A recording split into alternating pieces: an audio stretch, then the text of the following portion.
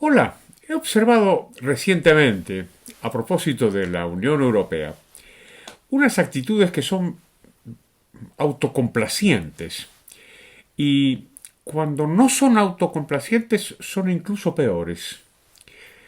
Déjeme que le explique. Eh, las autoridades de la Unión Europea y una parte de los analistas y de la opinión pública, quizá mayoritaria, son autocomplacientes y dicen, bueno, la verdad es que Europa lo ha hecho bien, leemos que el balance de las actuaciones comunitarias es positiva, la Unión Europea ha respondido ante la pandemia y la crisis con unidad, dice, con decisión, y que ha creado los nuevos fondos europeos, incluso los que ya son más audaces, dicen que está inaugurando Europa un nuevo paradigma, y que ese nuevo paradigma es, atención señora, que van a dejar atrás la austeridad y nos van a apoyar con las políticas expansivas y anticíclicas, etcétera. Se celebra que ya no importe el pacto de estabilidad y que los políticos se decidan a gastar más dinero, y se saluda, por supuesto, la expansión monetaria de los bancos centrales. Es decir, no se aplaude todo y no se habla prácticamente nada de los costes, pero prácticamente nada, ¿eh? Entonces, claro, es una autocomplacencia un poco asombrosa, ¿no? Porque, porque vamos a ver, como ya hemos hablado usted y yo más de una vez, estos fondos europeos, estos fondos no son gratis, ¿eh? Estos fondos se financian subiéndole los impuestos a todos los europeos, incluidos los españoles. Hemos comentado alguna vez que el momento más bochornoso de la presidencia de Pedro Sánchez fue cuando regresó de Europa y todos los ministros lo aplaudieron puestos de pie. Y nadie dijo que lo que habían aprobado los europeos es subirle los impuestos a los europeos, que no parece ser una buena solución, ¿no? De la misma manera que las políticas monetarias expansivas al final dan lugar a inflación, que es lo que estamos viendo en el año 2021, ¿no? Entonces, claro, cuando dicen, no, Europa se va a preocupar, el Banco Central se va a preocupar de contener la inflación, como si el Banco Central no lo hubiera creado con sus políticas tan irresponsables y tan expansivas, ¿no? Yo encuentro que hay como digo, una autocomplacencia muy notable. Y todo, si usted se fija, la retórica de los burócratas europeos es bastante parecida a la retórica de nuestros políticos, ¿no? Y siempre están hablando de la creación de empleo, la inclusión social, por supuesto, la recuperación justa, sostenible, verde, ecológica, que apostemos por la industria, por ejemplo. Todos los camelos de nuestros políticos los repiten los políticos europeos y sin reconocer los costes y los problemas que Europa tiene. Y yo le decía que los que no son autocomplacientes a menudo son peores. ¿Y sabe por qué? Porque yo noto en los críticos con la Unión Europea que lo que les pasa es que quieren más. Es decir, les parece insuficiente el crecimiento de la Unión Europea en términos de más burocracia, más gasto, más impuestos. Les parece que eso es insuficiente y quieren más gasto, quieren más impuestos. Entonces, por eso digo, es autocomplacientes o peores, ¿no? Porque existe esta fantasía de que que Europa puede crecer y se va a convertir en un nuevo Estado, pero no va a tener ninguno de los defectos de los Estados de toda la vida. Yo digo, curioso, ¿no? ¿De dónde se habrán sacado semejante teoría?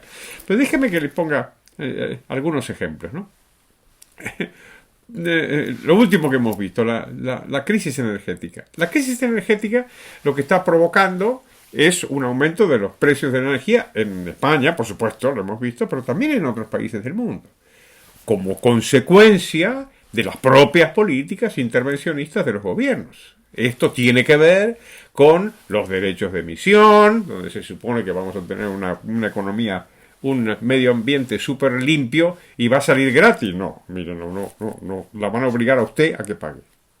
De eso se trata, de empobrecerla a usted. Y lo mismo están intentando hacer los demócratas en Estados Unidos. Están intentando otra vez hacer una economía que muy abruptamente se deje de descansar sobre los combustibles fósiles y, por supuesto, tampoco sobre la energía nuclear. Esto es muy peligroso, puesto que no va a permitir un suministro permanente de electricidad. Al mismo tiempo se nos invita a consumir mucha electricidad y va a ser caro. Y los precios, como digo, los vamos a pagar los ciudadanos. Entonces, esta es una especie de delirio, ¿no? Donde vamos a intentar conseguir una especie de paraíso sin costes. O sea que autocomplaciente por un lado, y si no es peor. Y lo notable es que no hay un reconocimiento de lo que nos pasa en Europa. Es decir, no hay un reconocimiento de que somos el continente del paro. En algunos países como el nuestro, los reyes del paro. Y parece que esto no tiene que ver con los impuestos, las cotizaciones a la seguridad social, las regulaciones, el intervencionismo. No. E incluso la solución es aumentarlos más todavía. Con lo cual dieron la bienvenida a Joe Biden, que tiene esta misma mentalidad intervencionista que tienen los políticos en Europa, no solamente los de izquierdas, los de la derecha también. Creen en esta cosa de la Europa, de los impuestos, el gasto, la burocracia.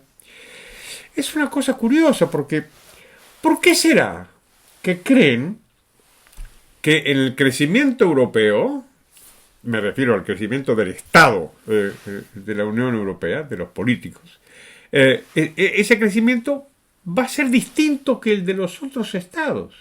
O incluso más, creen que Europa nunca se va a convertir en un estado como los que ya conocemos. Pero esto es una cosa rarísima. No ven la realidad que tienen delante. Es decir, si somos unos países con una economía languideciente, es porque está la economía intervenida por los políticos, por estos mismos políticos, está intervenida. Entonces, como le he dicho en alguna oportunidad, nuestros políticos son muy hábiles a la hora de perseguir a Amazon o a Google o a Apple, pero no son nada hábiles a la hora de crear las condiciones para que esas empresas puedan ser creadas en Europa. ¿O usted se cree que son creadas todas ellas en Estados Unidos por casualidad? ¿O por el clima? Que no. Si son creadas allí, es porque con todo lo malos que son sus políticos, y son muy malos, pues no son tan malos como los nuestros. Entonces no ponen tantas trabas y tantos obstáculos a la creación de empleo y de riqueza y a la creación de nuevas empresas. Es por esto que está mejor la economía norteamericana que la nuestra. Y sin embargo, seguimos dándole vueltas a esta fantasía de que son los estados creciendo, los más gastos y más impuestos, nos van a resolver el problema. Y en el caso de la Unión Europea, decir, esto va a ser maravilloso, porque en realidad la Unión Europea, mientras gasta más, crece más, cobra más impuestos, se endeuda cada vez más, va a ser una cosa distinta, ¿no? Distinta de los estados de toda la vida, va a ser una cosa más bien pequeñita.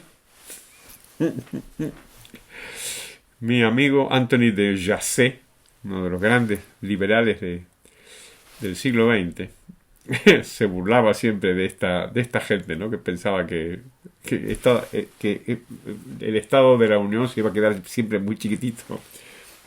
Y decía, es como si alguien mirara un renacuajo y tranquilizara a todos los demás diciendo, este bicho nunca, nunca, nunca, nunca, nunca se va a convertir en un sapo. Bueno, pues muchísimas gracias. Le pido como siempre que se suscriba, que le dé a la campanita de las notificaciones, si al me gusta. Si le ha gustado, claro. Muchas gracias y hasta pronto.